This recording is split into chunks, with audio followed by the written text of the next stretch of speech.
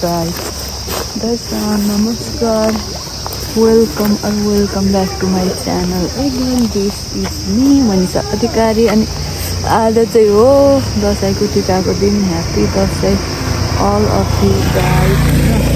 अनि आज चाहिँ हामी घरमा टिका लगाइवरी हतार हिँड्यो के बिहान नै हिँड्यो, मतलब बिहानै भन्दाखेरि ठ्याक्क हामी घरबाट 12:45 मा हिँड्यो. अनि बिहान उठेर मैले भ्लग स्टार्ट गर्न भएन. म त्यो बिहान चाहिँ घरको काम सक्यो, खाना खायो, अनि त्यहाँ टिका लगायो. त्यहाँबाट हामी हिँडिहाल्यो. अनि बाटोमा यस्तो थकाइ लागिरहेको थियो अनि मैले भ्लग स्टार्ट गरेन. अनि आज चाहिँ हामीहरू जाँदैछौँ तराई. अब आज तराई जाने सर्लाही, अनि त्यहाँपछि भोलि हामी झापा जान्छौँ. भोलि पर्सि अनि हामी चाहिँ बाइकमा गइरहेको कान्छो र म. अनि कान्छो चाहिँ अहिले वासरुम जानुभएको छ, अनि त्यही भएर मैले चाहिँ भ्लग स्टार्ट गरिरहेको. पानी नि परिरहेछ हल्का हल्का, कतै कतै पर्दै कतै कतै नपर्दैछ. अनि त्यही भएर अनि आज चाहिँ गएको हेर्नु होला गाइज. अब चाहिँ म भ्लग कन्टिन्यू गर्छु. लुक एट द हेभन साथीहरू, heaven. Oh my god. Hello baby, मैले भ्लग बनाएको नि, मैले भ्लग गरेको के.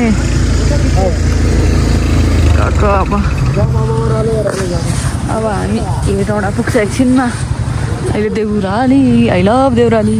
देउराली के अब हामी हेटौँडामा भेट्नुपर्छ है साथीहरू. बाटोतिर अलिअलि राम्रो राम्रो सिन छ भने भ्लग गर्दै.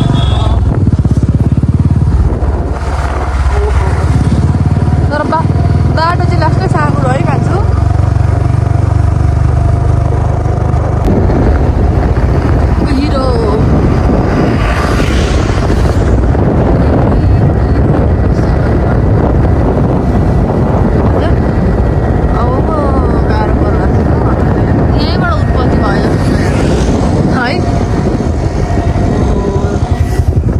रमाइलो छ साथीहरू. आकाश हो कि घरकी हो कि केही छुट्टिएन त यहाँ. साथीहरू पोहोरको साल चाहिँ हाम्रो यहीँनिर यही ठाउँमा ब्रेक फेल भएर दुईजनाको स्थिति कस्तो भएको थियो. अनि हामी दुईजनाले ब्रेक पास त्यो ब्रेक पास रहेको त्यो ब्रेक अब त्यो तिमी सेलाउँदैछ भने टिकटक बनाएको. दोस्त लोग मौसम बहुत अच्छा है.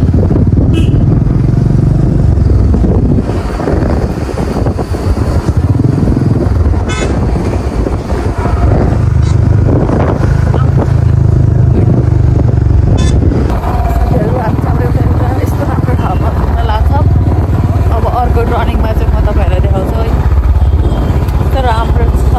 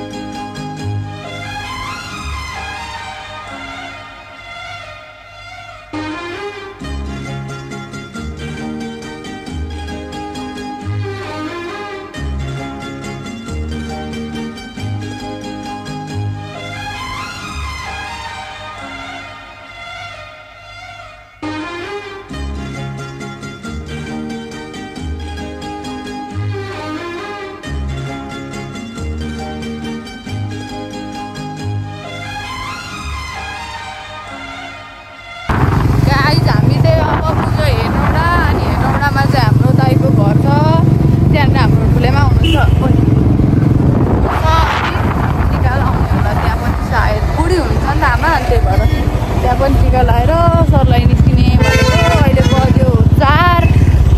त्यही भएर अब त्यहाँ टिका लगाएको ठाउँमै भेटौँ ल. मेरो अनुहार देखेर चाहिँ नदर्शिनु होला कृपया। हामीलाई पैसा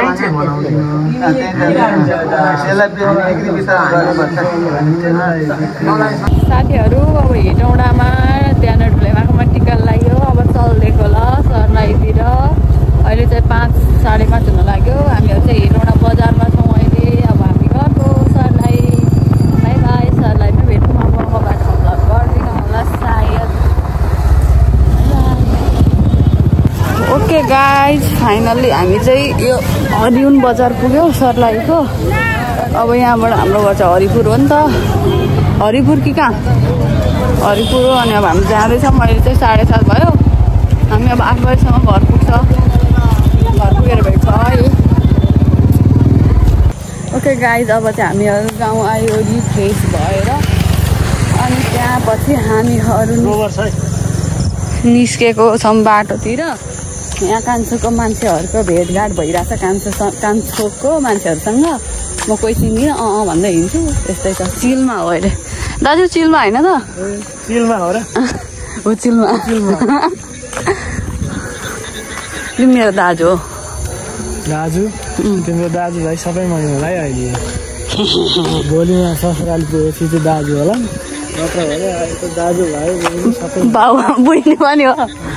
पहिला एक बेला मैले तपाईँलाई टिकी लगाइदिएर कपाल बाँधिदिएर अहिले पनि कपाल पाल्नु भने त्यस्तै गर्छु।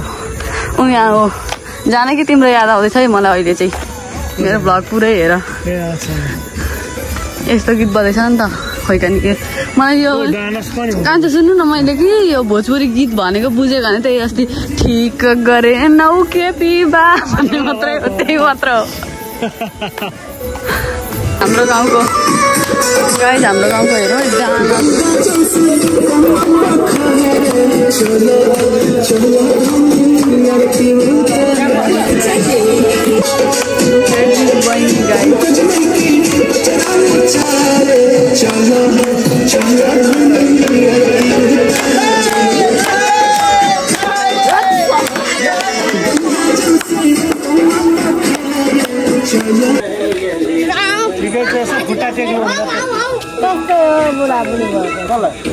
उमेरमा धेरै हिँडेर उभेला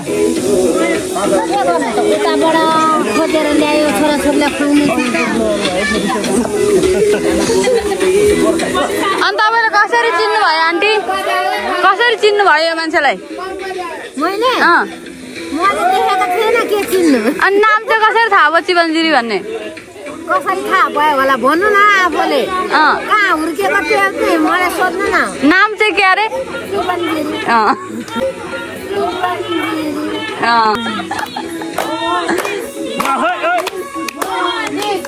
कोही को हो मानिस? ए कान्छो गाउँ आएर कस्तो फिलिङ्स आउँदैछ? फिलिङ रमाइलो छ। डुलिँदैछ 9 बजे राति।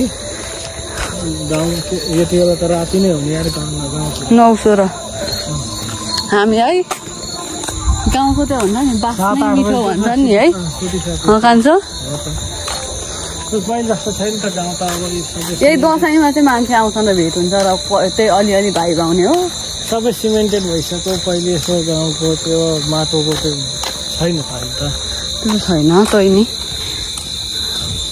हामी चाहिँ जे भयो नि गाउँ डेभलप भएको राम्रै हो त। तिमीलाई चाहिँ के यहाँ गोबर होइन उपर र यहाँ पनि छैन हौ। यहाँ रहेछ है त्यही गोबर यही गोबर। ल साथीहरू अब आजको लागि भ्लग यति नै गरौँ ल। अरू पनि मान्छे भेट्नु भोलि जाने डोलाउँला हाम्रो गाउँ। भोलिको भ्लग चाहिँ हेरेर नछुटाउनु है। गोबरको नछुटाउनु। अब एककुल जस म गोबरमै हुर्किया मान्छे हो। मतलब भएन। Bye bye guys, good night, see you in next vlog. भोलि गाउँको भ्लग आउँछ कि झापाको भ्लग आउँछ त्यो चाहिँ हेर्दै जानु है।